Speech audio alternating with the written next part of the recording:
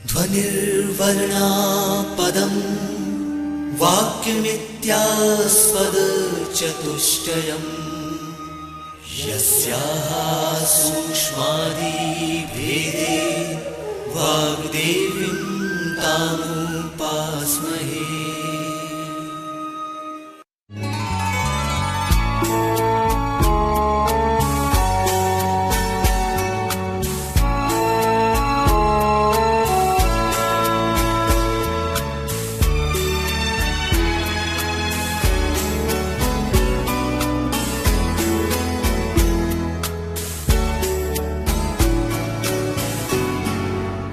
मध्य प्रदेश भोज मुक्त विश्वविद्यालय का इलेक्ट्रॉनिक माध्यम निर्माण और शोध केंद्र प्रस्तुत करता है वाणिज्य विषय पर आधारित ध्वनि कार्यक्रम शोध प्रविधि। ये कार्यक्रम वाणिज्य विषय के स्नातकोत्तर अंतिम वर्ष के विद्यार्थियों के लिए 5वें प्रश्न पत्र की प्रथम इकाई पर आधारित है। इस कार्यक्रम के विषय विशेषज्ञ हैं प्रोफेसर शकूर खान। कार्यक्रम का ध्वनि मुद्रण, संपादन और प्रस्तुतिकरण किया है अमर बहादुर यादव ने। तो साथियों, आइए सुनते हैं ध्वनि कार्यक्रम शोध प्रविधि।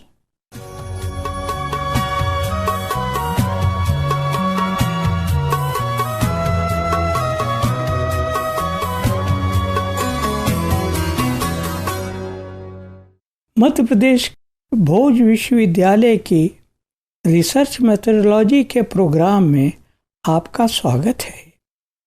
देखिए, आपने एक अच्छी यूनिवर्सिटी को चुना है जो आपको ये सहूलियत देती है कि आप अपनी आवश्यकता अनुसार और अपनी समय के अनुसार अपना अध्ययन कर सकें और अध्ययन प्राप्त करके आप अपने जीवन में अच्छा स्थान ग्रहण कर सकें। ये तो बहुत अच्छी बात होगी कि आप इस सब्जेक्ट के माध्यम से, विशेष रूप से रिसर्च मेथोडोलॉजी के, आप अच्छा स्थान भी पा सकेंगे, अच्छे नंबर भी पा सकेंगे और एक अच्छा जॉब भी पा सकेंगे। इसके अतिरिक्त आप समाज में भी अपना एक ऊंचा स्थान पा सकेंगे। तो हम ये कहते हैं कि आप मध्य प्रदेश भोज विश्वविद्यालय के शुक्रगुजार हैं कि उन्होंने ये सब सुविधाएं आपके लिए दी।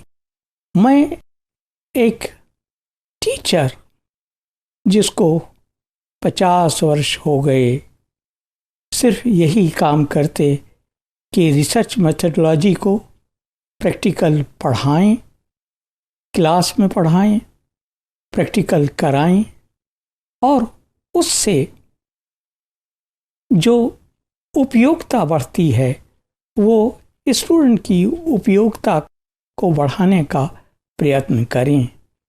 हमारी तो स्थिति ऐसी है कि 50 वर्ष हो गए, 50 वर्ष पढ़ाते हुए, तो जब गुलाब के फूल की तरह शाख पर रहे तो खुशनुमा रहे, लोगों को अपनी खुशबू फैलाते रहे।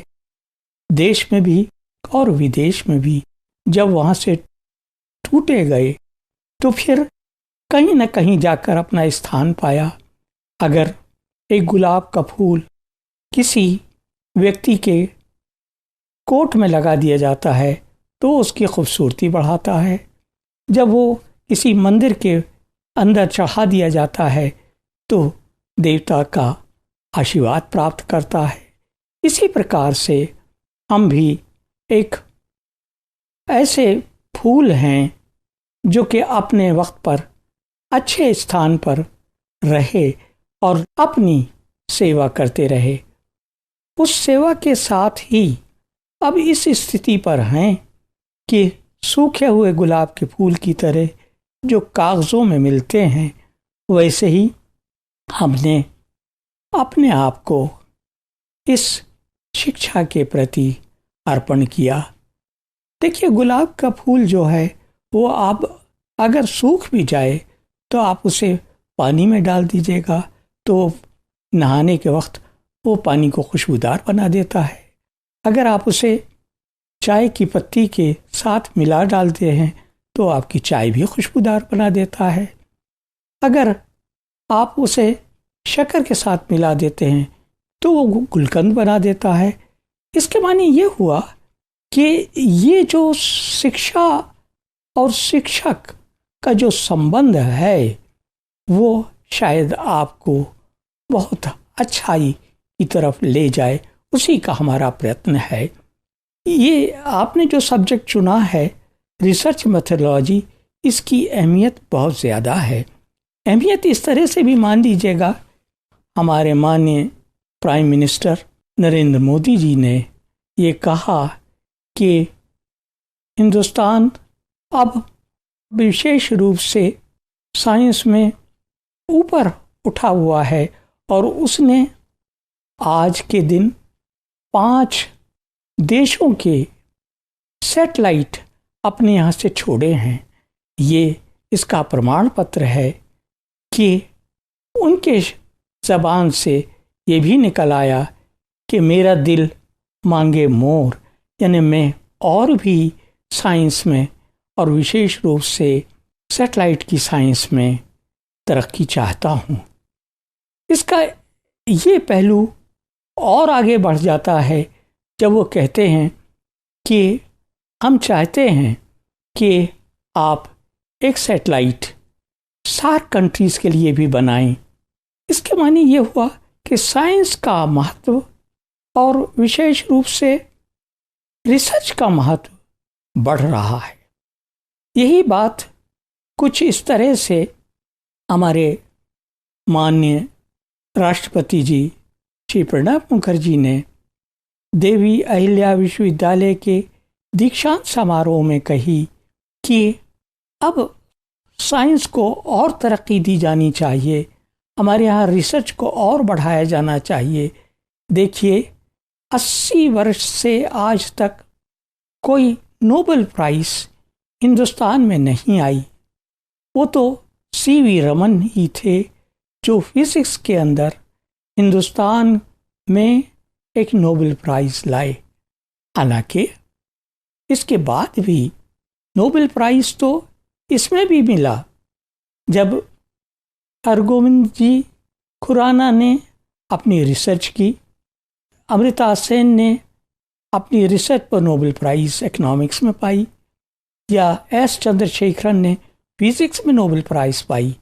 लेकिन ये वो लोग थे जिन्होंने बाहर जाकर काम किया। विशेष रूप से अमृता सेन जी कैम्ब्रिज यूनिवर्सिटी गए, खुराना और चंद्रशेखर जी US की यूनिवर्सिटीज़ में गए और वहाँ जाकर उन्होंने काम किया। ये हमें इसकी महत्वता को बताता है कि अगर हमें इस देश को बढ़ाना है तो रिसर्च को और विशेष रूप से साइंटिफिक रिसर्च को बढ़ाना होगा। अगर ये इम्पोर्टेंस है तो क्या आपके लिए इसमें कोई जगह है? क्या आप कोई जॉब पा सकते हैं? क्या आप कोई एक अच्छी सैलरी पा सकते हैं? क्या समाज में एक प्रतिष्ठा पा सकते हैं? हाँ, ये सब कुछ आपको इसके ज़रिए मिल सकता है अगर आप अच्छे नंबरों से इस रिसर्च मेथोडोलॉजी के पेपर में पास होते हैं और फिर इंटरव्यू में जाकर अपना इस काम को दिखाते हैं। आपकी मार्कशीट में अगर अच्छे नंबर होंगे तो फिर वो भी ये महसूस करेंगे जो इंटरव्यू लेने वाले हैं या जो आपको जॉब देने वाले हैं कि वो आपको रख सकें, क्योंकि ये एक प्रमाण पत्र है आपके पास कि आप उस सब्जेक्ट के बारे में अच्छा जानते हैं।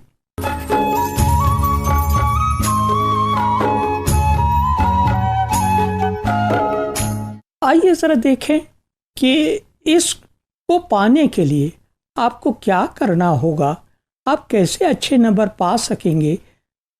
क्वेश्चंस जो हैं वो इन्हीं सिलेबस में से ही आते हैं। कुछ क्वेश्चंस साधारण होते हैं, सीधे और सपाट होते हैं। कुछ क्वेश्चंस ऐसे होते हैं जो थोड़ा बदले हुए होते हैं।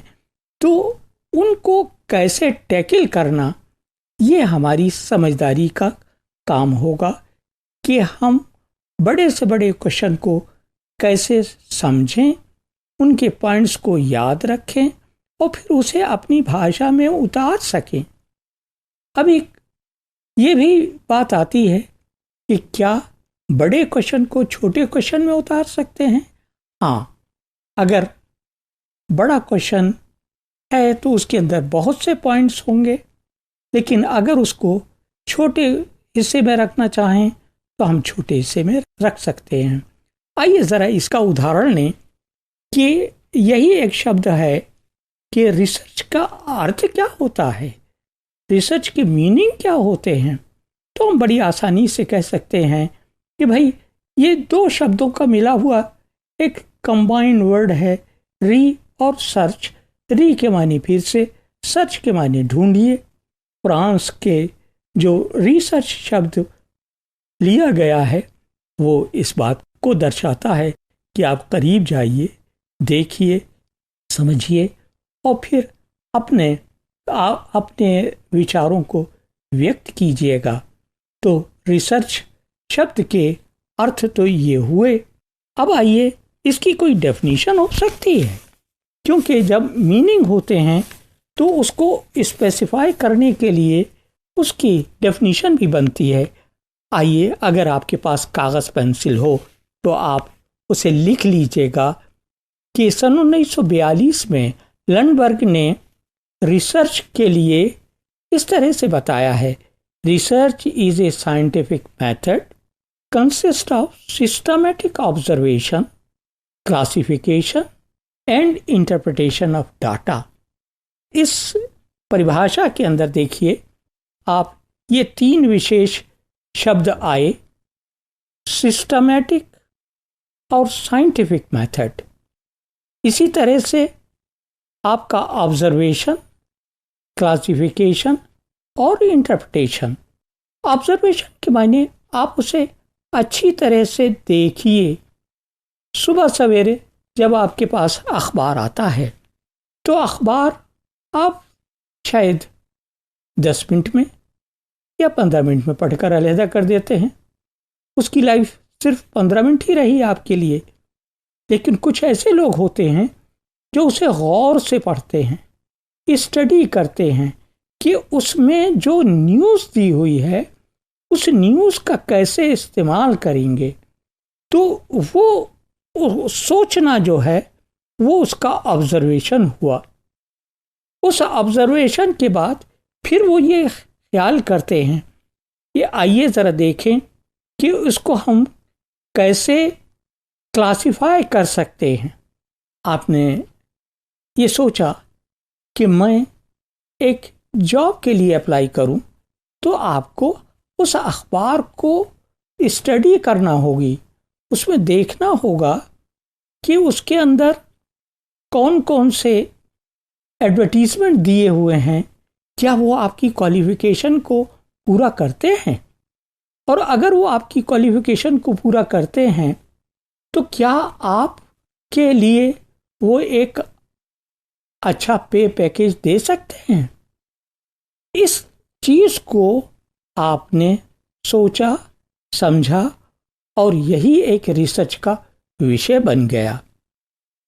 ऐसी डेफिनेशंस कुछ दूसरे लोगों की भी हैं, जैसे फ्रेड क्लिंगर ने सन 1986 में scientific research is a systematic, controlled and critical investigation of propositions about various phenomena. इसमें देखिए कि कुछ बातें तो एक सी ही हैं, सिस्टमैटिक है, कंट्रोल्ड और क्रिटिकल इन्वेस्टिगेशन है, और वो किसी एक पर्टिकुलर प्रपोजिशन को लेकर, एक पर्टिकुलर बात को लेकर उसको वो स्टडी करते हैं। इसी तरह से एक तीसरी डेफिनेशन आप चाहें तो और लिख सकते हैं, the word is a combination of two syllables, research, as a verb to examine closely and carefully, to test and try or to probe.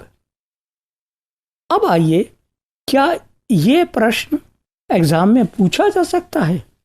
मैं तो ये कहूँगा, नॉर्मली हर क्वेश्चन पेपर को उठाकर देख लीजिएगा, उसमें लिखा होगा रिसर्च शब्द से आप क्या समझते हैं, उसको परिभाषित कीजिए और उसकी परिभाषा में आने वाले शब्दों को समझाइए। इस बड़े क्वेश्चन को अगर छोटे या लघु उत्तर के रूप में पूछा जाए तो वो ये कह सकते हैं कि सिस्टमैटिक इन्वेस्टिगेशन क्या होता है या क्रिटिकल इन्वेस्टिगेशन क्या होता है। सिस्टमैटिक इन्वेस्टिगेशन के मायने आप कुछ प्रिंसिपल्स लेते हैं और उन प्रिंसिपल्स को सामने रखकर उस चीज को इन्वेस्टिगेट करते हैं।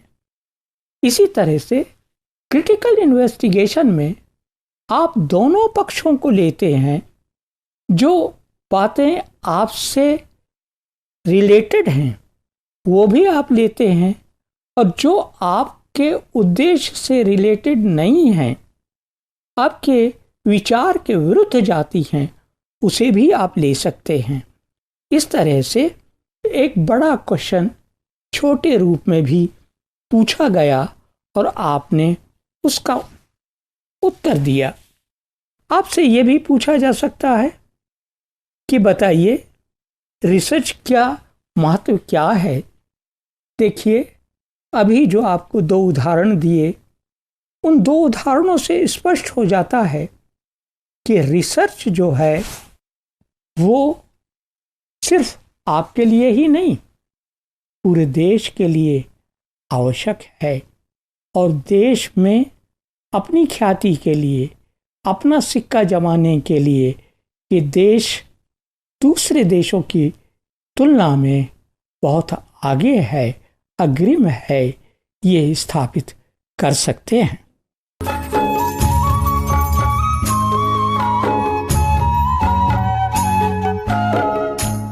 जरा ये देखें कि अगर ये इम्पोर्टेंस है उसकी, तो मेरे लिए उसकी क्या इम्पोर्टेंस है।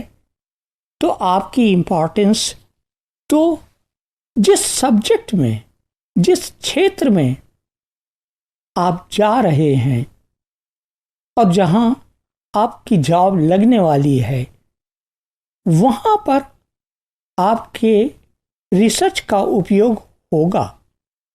देखिए, आपने ये सब्जेक्ट्स पढ़े हैं, आपने ह्यूमन रिसोर्स मैनेजमेंट पढ़ा है या लेबर रिलेशंस पढ़ा है, आपने मार्केटिंग सब्जेक्ट पढ़ा है, आपने अकाउंटिंग सब्जेक्ट पढ़ा है।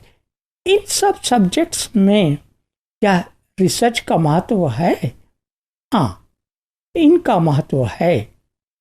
और उस कारपोरेशन के लिए, उस सीईओ के लिए भी आपके इस काम की आवश्यकता है।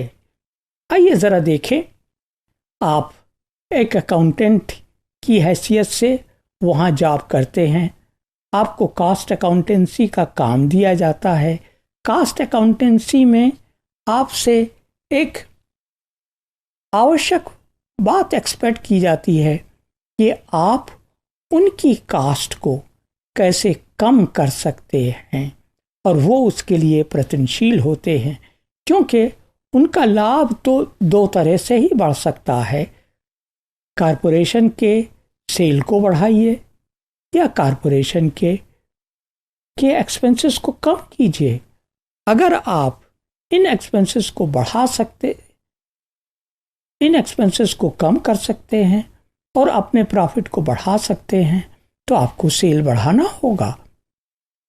यहाँ पर आपका रिसर्च बनेगा कि आप कैसे जो थियरीज आपने पढ़ी हैं, ब्रेक इवन पॉइंट की थियरीज आपने पढ़ी हैं, उन ब्रेक इवन पॉइंट की थियरीज को लगाकर कैसे आप उसको सॉल्यूशन को पा सकते हैं। आइए एक दूसरा हिस्सा ले। आप मार्केटिंग के जॉब के लिए गए हैं, वहाँ पर मार्केटिंग रिसर्च एक सब्जेक्ट ही है। वो चाहते हैं कि उनका व्यापार बढ़े, उनका ब्रांड, उनकी वस्तुएं ज़्यादा बेची जाएं। तो अब वो बेचना कैसे हो सकता है? ये बेचना तो इस तरह से हो सकता है कि भाई दूसरे क्षेत्र में जाइए और दूसरे क्षेत्र में जाकर वहाँ पर अपना व्यापार कीजिए, वहाँ पर सामान बेचिए। लेकिन इसको बेचने के लिए आपको ये देखना तो होगा कि वहाँ पर उसकी मांग भी है कि नहीं। अगर मांग नहीं है तो कैसे मांग पैदा की जा सकती है, और अगर मांग पैदा की जा सकती है तो फिर आपको उसके लिए मार्केट रिसर्च करना होगी। तो वो जो रिसर्च आपने अपने पेपर में पढ़ी थी, अब आप उसको प्रैक्टिकल करने जा रहे हैं। आप वहाँ जाएंगे, आप लोगों से देखेंगे। दो तरह से रिसर्च का काम यहाँ पर आपको सुविधाजनक होगा। एक ये कि आप लोगों के से बात करें, उनके इंटरव्यू लें। दूसरा ये है कि आप क्वेश्चनर दें और लोगों से उन क्वेश्चनर के बारे में जवाब पाएं कि क्या इस विशेष वस्तु की आवश्यकता है। अगर नहीं तो आपको डिमांड क्रिएट करना होगी। वो डिमांड आप कैसे क्रिएट करेंगे ये आपको सुझाना होगा।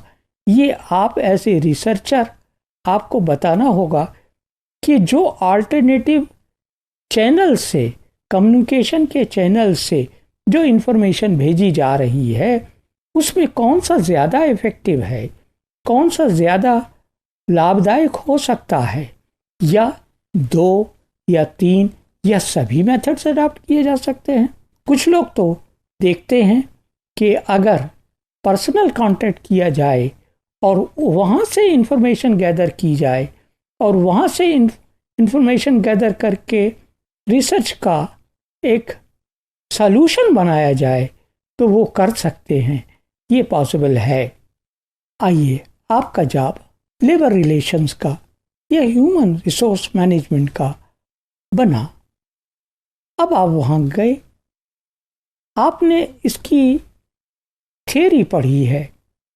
थ्योरी ये पढ़ी है कि कैसे लोगों से बात की जाए, कैसे लोगों को मोटिवेट किया जाए, कैसे कॉन्फ्लिक्ट्स को दूर किया जाए। ये आपने तो थ्योरी पढ़ी थी। अब यहाँ प्रैक्टिकल पर आ गए आप। अब लोगों से आप मिलकर बात कर रहे हैं, ये देख रहे हैं कि कुछ लोग ऐसे हैं जो काम कर रहे हैं, कुछ लोग ऐसे हैं जो काम से जी चुरा भी रहे हैं। आप कैसे उन्हें मोटिवेट करेंगे ये आपको प्रैक्टिकल करके यहाँ दिखाना होगा। यही रिसर्च का विषय बन जाएगा। इसी तरह से आपने देखा कि 2 एम्प्लॉइज़ में एक तरह का कॉन्फ्लिक्ट पैदा हो गया है। वो एक दूसरे की बात सुनने को भी तैयार नहीं है। अगर आप चाहें तो इस कॉन्फ्लिक्ट को दूर कर सकते हैं, क्योंकि आपने ये पढ़ा है, जाना है रिसर्च मेथोडोलॉजी में कि लोगों से कैसे बात की जानी चाहिए और कैसे कॉन्फ्लिक्ट को दूर किया जाना चाहिए।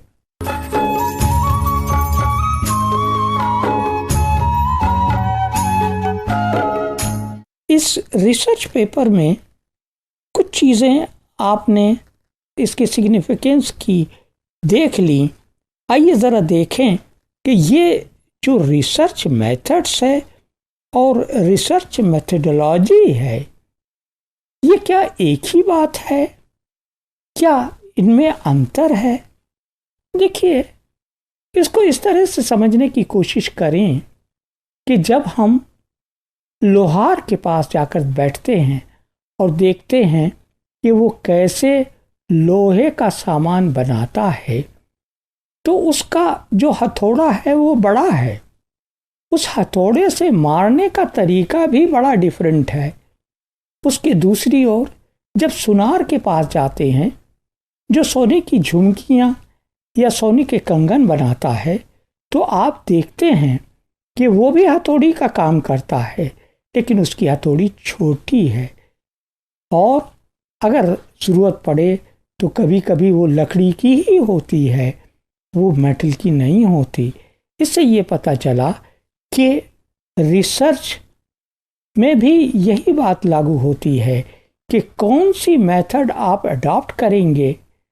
क्या आप अपनी रिसर्च के लिए क्वालिटेटिव रिसर्च करेंगे, क्वांटिटेटिव रिसर्च करेंगे, क्या रिसर्च के लिए क्वेश्चनर भराएंगे, क्या इंटरव्यू लेंगे, क्या ऑब्जर्वेशन मेथड तैयार करके देखेंगे।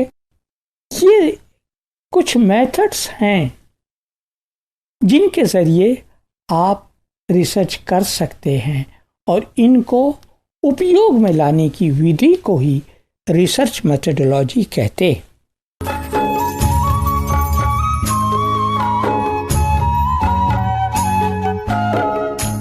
जरा देखें कि आज हिंदुस्तान में रिसर्च की स्थिति क्या है, उसमें लोगों के लिए क्या समस्याएं आ रही हैं। ये तो सिद्ध हो गया बड़े लोगों के विचारों से, बड़े लोगों के बातों से कि रिसर्च की आवश्यकता तो है।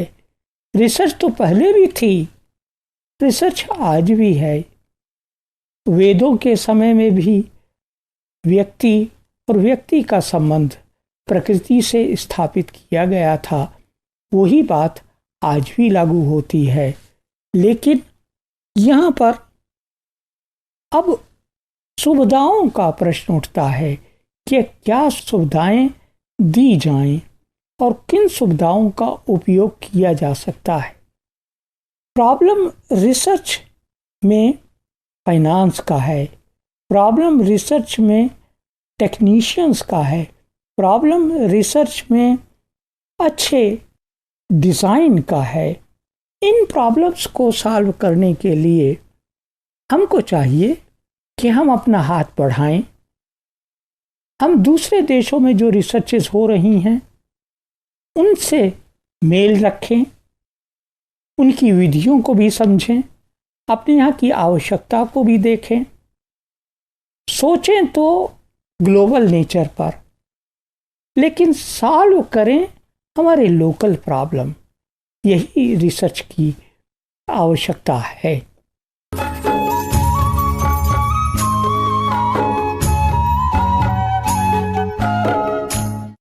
आइए ज़रा सारांश में बताएं कि हम क्या पढ़ सके या क्या जान सके। उद्देश्य तो यही था कि आप कैसे अच्छे नंबर पा सकें। विधि यही निकली कि आपको प्रश्नों को देखना होगा, प्रश्नों के नेचर को समझना होगा।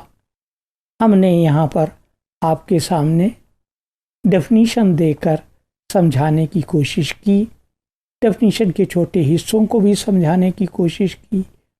वैसे ही रिसर्च मेथोडोलॉजी के और दूसरे क्वेश्चंस भी हो सकते हैं जो बड़े तो हो सकते हैं, उनको उनके मूलभूत आधार वाली चीज़ों को अगर हम लेकर उस पर छोटा प्रश्न का उत्तर भी लिख सकते हैं।